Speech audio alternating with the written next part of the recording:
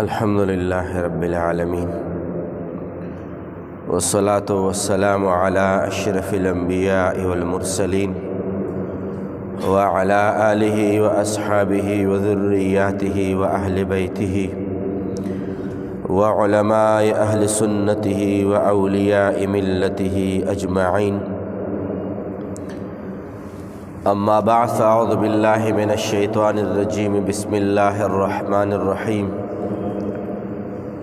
قال الله تبارك وتعالى في كتابه المجيد وفرقانه الحميد: قالوا يا موسى إما أن تلقي وإما أن نكون أول من ألقى. صدق الله العظيم وصدق رسوله النبي الكريم الأمين. إن الله وملائكته يصلون على النبي يا أيها الذين آمنوا صلوا عليه وسلموا تسليما. اللهم صل على سيدنا ونبينا وكريمنا وحبيبنا ومحبوبنا ومأوانا وملجانا محمد وبارك وصل وسلم عليه. الصلاة والسلام عليك يا سيدي يا رسول الله. الصلاة والسلام عليك يا سيدي يا حبيب الله. الصلاة والسلام عليك يا سيدي يا إمام المتقين وعلى آلك وأصحابك يا سيدي يا مرشدي يا إمام المتقين. رب العزال خالق کائنات رب ذوالجلال په دغه مبارک ساعت کې په دغه مبارک ورځ باندې د یو عظیم ترین عبادت او د اهم فریضې ادایګۍ دپاره حاضر شوي یو. الله کریم زموږ ستاسو د حاضرو د حاضریدونکو ټولو د حاضري په خپل بارګاه کې قبول مقبول او منظور فرمای. او رب العزال خالق کائنات رب ذوالجلال زموږ ستاسو همیشه دپاره د دین زده کړه او په هغې باندې مقبول شوی عمل زموږ ستاسو نصیب فرمایي. د قرآن کریم فرقان حمید د آیات کریمه نه آغاز کول غواړم او په دغه آیات کریمه په مضمون کې چې کوم اهم پیغام پروت دی په دې باندې نن په دې جمعې مختصر خطاب کې دوه درې خبرې عرض کول غواړم. الله کریم خالق کائنات زموږ ستاسو همیشه دپاره د قرآن کریم او د حدیث مبارکو او د کل دین متین سره لگاو نصیب فرمای. چې کله موسی علیه السلام د نبوت چې کوم پیغام او رڼا او ښکلا وه دا رفته رفته په خلکو کې رایج شوه او د موسی علیه السلام منونکي او ایمان راوړونکي خلک زیات شول. فرعون سره دا یره شوه چې هسې نه چې دا کم خوب لیدلی شوی و چې زما بادشاهي به ور اخلي او تباه کېږي به، هسې نه چې هغه کس همدغه کس نو د ناکام کېدو دپاره مختلفې هیلې او مختلف چلولونه او مکر و فریب وشو. خو چونکې دور د جادوګرۍ دور و د موسی علیه السلام په دور کې جادوګري په عروج باندې رسېدلې وه. سحر او جادو حد درجې زیات و تقریبا مقابلې به په سحر او په جادوانو باندې کېدې. موسی علیه السلام له خدای پاکم داسې معجزه ورکړه چې د ټولو سحر باطل شي او ختم شي. الله کریم ولا یو معجزه دا ورکړه چې موسی علیه السلام به د لاس په تخرګ لاندې لاس کېښودو چې را بهر شو هغه به ځلېدو او رڼا به یې کړه. بله معجزه یې ولا دا ورکړه چې د ده مبارک سره یو امسا وه، هغه امسا به په میدان باندې ګزاره کړه، هغه نه به کله څه جوړ شول او کله څه جوړ شول. قرآن کریم د هغې صفات ذکر کړي او مفسرینو په شد و مد باندې د هغې تفسیرات او تفصیلات ذکر کړي چې زمونږ د خطاب هغه حصہ نه ده. مختصراً دا چې فرعون لعین د موسی علیہ السلام ناکام کولو د پاره میدان د جادوګرۍ ګرم کړو چې راشه خلق بدت خلق جادوګر وایي او په جادوګرۍ کې به دا د ما د جادوګرانو په مقابله کې به ناکام شي، خلقو ته به العیاذ بالله رسوا شي. بیا به موسی علیہ السلام څوک مني نه، موسی علیہ السلام بیا پیروي نه کیږي، تابعداري به نه کیږي، مقتدا به خلق نه جوړي. نو چې کله او هر کله تقریبا په هر دور کې تاریخ تاسو ولټوئ، په هر دور کې دا طریقه رایج ده چې د حق پرستو خلقو د دغه حق د ډیوې د بجاولو مړه کولو دپاره مختلف هیلې خلقو کړي دي چې دا د حق ډیوه بجاو شي، خو هیڅ کله هم د حق ډیوه بجاویږي نه، بلکې حق همیشه دپاره غالب وي، اگر چې دیر وي خو په حق په دیر کې اندیر کله هم نه وي. موسی علیہ السلام مختصراً دا موسی علیہ السلام رالو او په زرګونو باندې لوی لوی جادوګرانې مقرر کړل چې د موسی علیہ السلام سره مقابله وکړي، او ټول خلق په یو لوی میدان باندې تر بعضې علماو مفسرینو دا هم لیکلي تقریبا 70,000 کسانو مجمع را جمع شوی وه.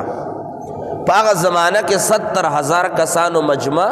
اسم 70,000 کسان ډیر زیات تعداد دی، او په دې کې په زرګونو تعداد باندې جادوګران را جمع شول،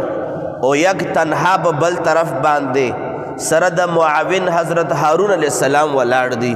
ټول خلک ګوري چې موسی علیہ السلام به ناکامیږي، ځکه چې دغه لوی لوی جادوګرانو مقابله په وخت د زمانې باندې چا نشوه کولی، او فرعون چلوم دا و چې داسې جادوګران ول راولم چې د هغې بل مخه نه وي، د هغې بل ثاني نه وي. موسی علیہ السلام مبارک چې کله چې کوم بنیادی خبره کوم هغه دا ده، موسی علیہ السلام چې کله میدان ته رالو او ټولو خلکو جادوګرانو د خپلو جادو په زور باندې کم کرتبونو اراده کړې وه چې دا به کوو دا به کوو دا به کوو، نو چې کله یو بل ته سره آمنه سامنه وشوه، په دې وخت کې جادوګرانو د خپل جادو د کرتب د ښکاره کولو نه مخکې موسی علیہ السلام ته عرض کوي جادوګران چې فرعون خدا تسلیم کړی و، خپل رب تسلیم کړی و، هغې کافرانو جادوګرانو چې د موسی کلیم الله علیه السلام په مقابله کې راوتلي وو، هغې جادوګرانو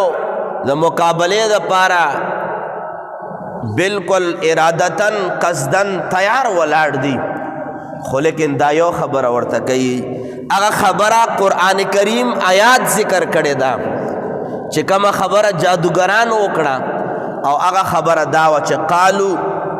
یا موسی، جادوګرانو وی چې اے موسی علیک السلام اما ان تلقیا و اما ان نکون اول من القا. اے موسی کلیم الله بس خوخه د ستاسو ده، اول تخپل جادوګری ښکاره کول غواړي، او کنا مونږ په خپله باندې اول جادوګری ښکاره کړو. په دې دوران کې گویا علامہ نصفی رحمت الله علیه د دې آیات کریمه په تفسیر کې لیکي چې دغه جادوګرانو د ادب د موسی علیہ السلام د وجه نه پوښتنه ته وکړه چې موسی علیہ السلام ته جادوګری ښکاره کوي که مونږ یې ښکاره کړو،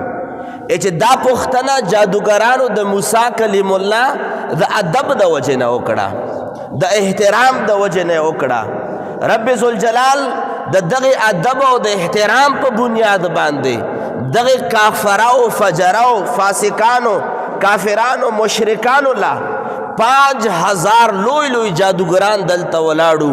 رب ذوالجلال د موسی علیہ السلام د ادب په خاطر باندې 5000 جادوګرانو ته د ایمان دولت ور نصیب کړو. علامہ نصفی رحمت اللہ علیہ فرمائی چې 15,000 جادوگران خدای پاک مسلمان کړل. د څه د وجې نه مسلمان کړل؟ صرف اور صرف د دې د وجې نه چې دوی ترې نه پوښتنه وکړه چې ته جادوګري اول ښکاره کوې او که موږ یې ښکاره کړو. او دغه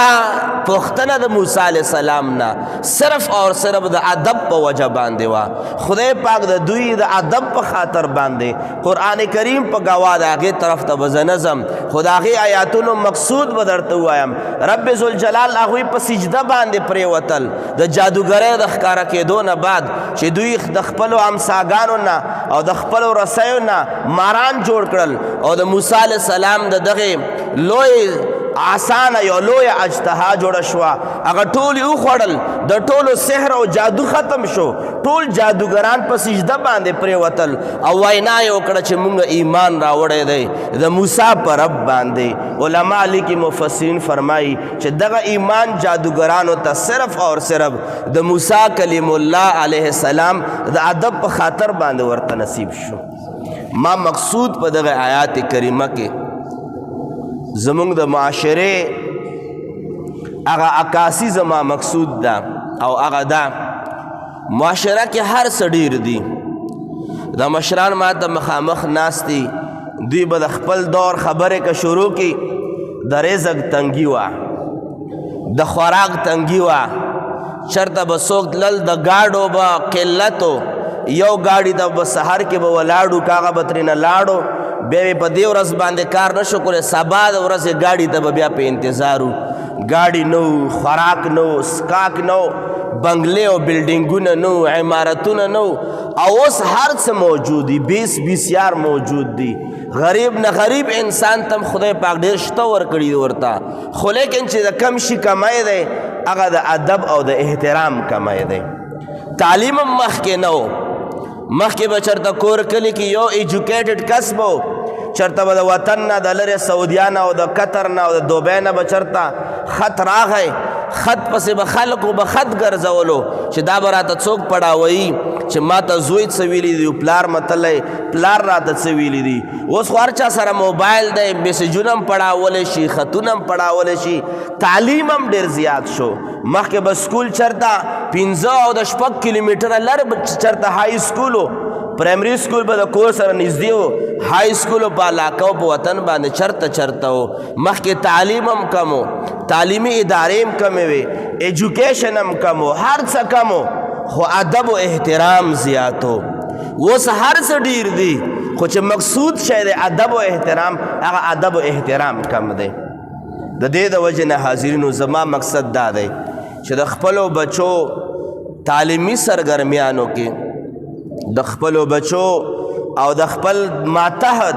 چې دستانه هر څوک ماتحت دي، که هغه وراره دستانه ماتحت دی، که استاد د شاګردان د ځان نه ماتحت دي، که یو پروفیسر یې خپل سټوډنټان د ځان نه ماتحت دي، چې څوک هم اعلی دی او لاندې ترېنه ادنا خلک دي، په دوی باندې لازمه ده چې د هر شي سره سره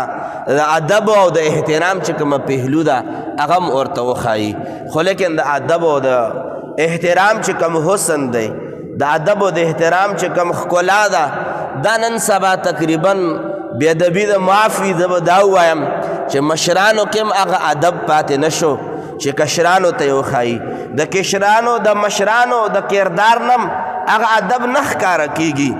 مشر به دی، کشر ته به داسې سپکې کنځلې وکړي، دا کشران د چا نه کنځلې زده کوي؟ همدغې مشرانو نه کنځل زده کوي. دارنګې هغه مشرانو کې هم هغه ادب و احترام پاتې نه شو، کشران به بیا به د کم ځای نه ادب و احترام زده کوي. خو یاد ساتئ الدین کله ادب، دین اسلام ټول په ټوله باندې ادب دی. علما لیکي الدین کله ادب، دین اسلام سراسر ادب دی. الف نه یا پورې واخله، د اسلام هر یو حکم ته وګوره، اسلام هر یو حکم کې ادب پروت دی. مونځ باندې چې ته ولاړې لاسونه د چرته وي، لاسونه د داسې د نامه لاندې نیولې وي، دا د خدای پاک په بارګاه کې د ادب د ودرېدو طریقه ده. کله چې ته ولاړ وې، ته نه مشرق ته مخکې، نه جنوب ته مخکې او نه شمال ته مخکې، په مونځ کې ته مخکې، دا د ادب تقاضا ده چې ته به خانه کعبې شریفې ته مخ کوې. هر یو ادب، هر یو اسلام حکم ته وګوره، په هر یو رکن او حکم د اسلام کې د ادب پهلو چې ده غالبه ده. کله خانه کعبې شریفې له لاړ شي، ګس طرف ته څوک هم طواف نه شروع کوي، ښي طرف نه خلک طواف شروع کوي. د ښیوالی دا د ادب او د احترام یو پهلو ده. د دې وجې نه علما لیکي الدین کله ادب، دین اسلام سراسر ټول په ټوله باندې ادب او احترام دی. او زمونږ ستاسو په بچو کې، زمونږ ستاسو په نسلونو کې، زمونږ ستاسو په نارینه او زنانو دواړو کې د دغه یو څیز کمی موجود دی چې هغه ادب دی، احترام دی. او په دغه چیز باندې زیات فوکس کول پکار دی. او ادب او احترام مونږ ته سرور دو عالم صلی الله علیه وعلی آله وسلم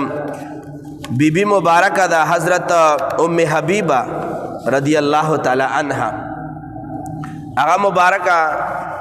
دا ابو سفیان رضی اللہ تعالی عنہ لوروا. چکل ابو سفیان رضی اللہ تعالی عنہ ایمان نو راوڑے و مشرکو، نو لازم خبر دا ام حبیبہ رضی اللہ تعالی عنہ وعده شوی وا د حضور مبارک د کور حسن او ښکلا جوړه شوی وا. زمونږ استاسو مور بیبي لا خپل پلار ابو سفیان راغلو، چا وخت لا مسلمان نو. نو د حضور مبارک بستره په کټ کې خوره شوی وا، چې کومه بستره باندې حضور مبارک به آرام فرمایلو هغه په کټ کې خوره پرته وه. چې څنګه پلار راغی چې غیر مسلمه حالت کې و، او د حضور مبارک په بستره باندې چې څنګه کېناستو، نو ورته وی صبر وکړه بابا، د حضور په بستره باندې مه کېنه. هغه یې ترېنه آرام آرام سره ټوله کړه او سایډ ته یې کېښوده او ورته وی چې بابا اوس په دغې کټ باندې کېنه. ورته وی چې بچی دا د څه کار را سره وکړو، زه خو د بابا یم، زه خو د پلار یم، زه د بسترې د ناستې حق نه لرم. ورته وی فرمایل چې ته د بسترې د ناستې حق ضرور لرې، خو د حضور په بستره باندې د ناستې حق نه لرې. ولې؟ ورته وی چې ولې؟ چې وجه دا چې ته مشرک او مشرک قرآن فرمایي چې انما المشرکون نجس، مشرکان نجس دي. اگر چې پلار مې، اگر چې زما ولادت د ستا د وجې نه شوی دی، د پلار ادب احترام راته اسلام ښودلی دی، خو لیکن د پلار ادب نه زیات ماته د حضور د بسترې ادب پکار دی. ورته وی فرمایه چې د ما د حضور په بستره باندې به ته نه کېنې. بیا یې ورته آخر کې یو جمله وویله چې بچی مخکې ته داسې نه وې، واده نه بعد ډېره بدله شوې او بدلون یې څه راغلی و، د اسلام رڼا یې په ژوند کې راغلی وه، د اسلام ښکلا یې په ژوند کې راغلی وه، د حضور مبارک سره یې د ښځې او د خاوند رشته یې په ژوند کې راغلی وه، د حضور نه یې داسې څه زده کړي وو چې هغه ټوټلی مکمل طور باندې د اسلام د کفر نه خلاف دی. نو هر څه د کفر خلاف زده کړه کړې وه. ورته وایي چې بچی د واده نه مخکې ښه وې، خو چې ته واده شوې ډېره بدله شوې. صرف دا یې ورته وویل، خو ډېر زیات خفه شو او نور خاموش پاتې شو. موږ ته دا اسلام دا درس راکړی. ټیک ده، د خپل پلار ادب او احترام هم پکار دی، خو لیکن اسلام موږ ته دا وایي چې د هر هغه څیز هم ادب پکار دی چې د کم څیز په خپله باندې څه ویلي او قدر او قیمت نه وي، خو د چا د نسبت د وجې نه مقام او مرتبه ورته ملاوي، د هغې څیز هم ادب او احترام پکار دی. دا د اسلام حسن دی حاضرینو. او زمونږ استاسو ځکه څنګه ما عرض وکړو، هر څه زمونږ استاسو د معاشرې ډېر دي، هر څه بیس بسیار دي، هر څه په شلو نم او اورېدلي دي، هر څه کثیر مقدار باندې دي، تعلیم هم په کثیر مقدار باندې دی. هغه تعلیم یافته خلک چې هغه به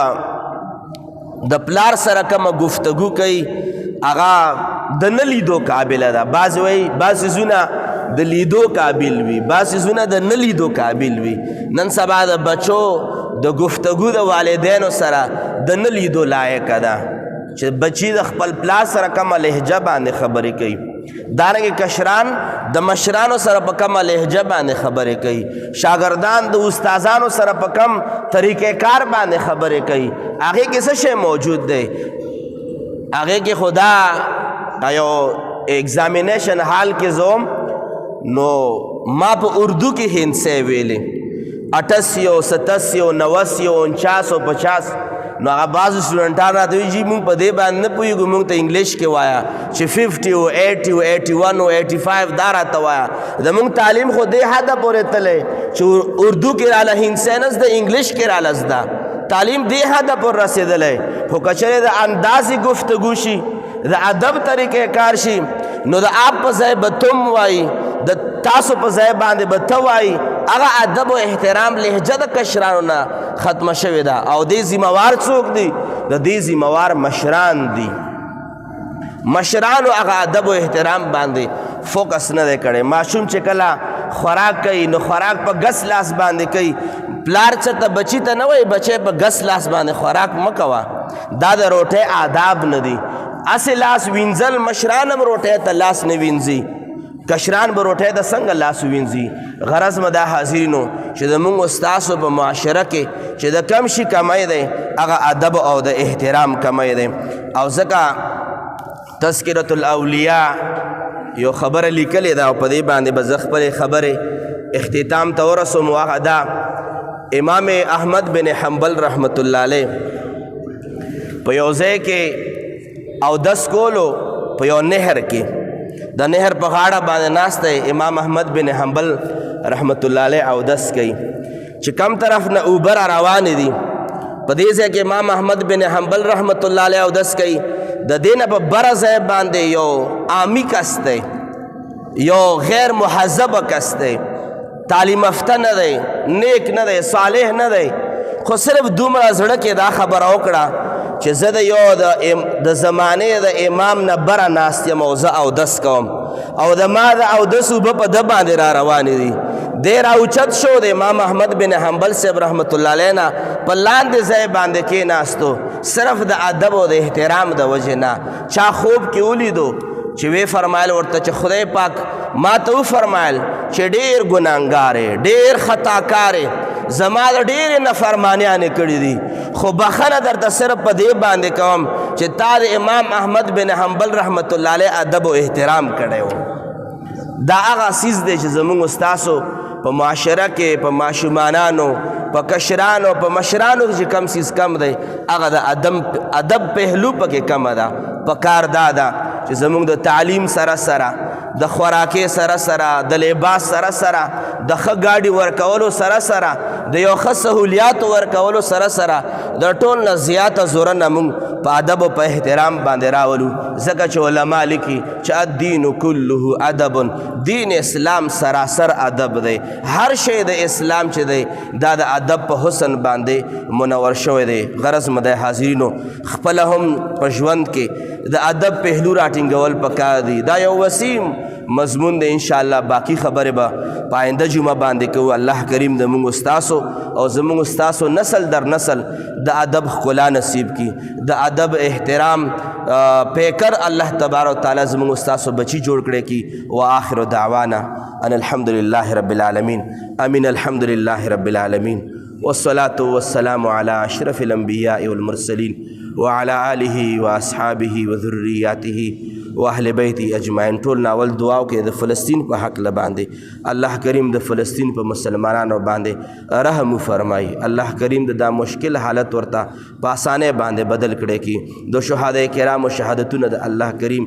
قبول او مقبول فرمایي زخمیانو ته د الله کریم صحتونه ور نصیب فرمایي ژوندو کسانو ته د الله کریم امن او امان خلا نصیب فرمایي الله کریم د موږ استاد د مسلمانانو دغه دعاګانې ذکرونه چې چا سس د فلسطین په حق باندې کړي دي الله کریم دې داغي په حق قبول او مقبول فرمایي د دوه درې خبرې د قران کریم او د حدیث مبارکه او په رڼا کې وشو د ادب او د احترام په حواله سره الله کریم د موږ استاد ادب او احترام نصیب فرمایي الله کریم د څومره مسلمانانو دعاګانې غوښتي دي سو بیماران دي الله کریم د ول صحت ورکی سو بیروزګار دي الله کریم د حلال روزګار ول ورکی سو مشکلاتو کې څوک گرفتار دي څستونزو کې گرفتار دي الله کریم د طول مشکلات حل فرمائی وصلی اللہ تعالی علی خیر خلقه سیدنا محمد وآلہ واصحابہ اجمعین برحمتک یا ارحم الراحمین.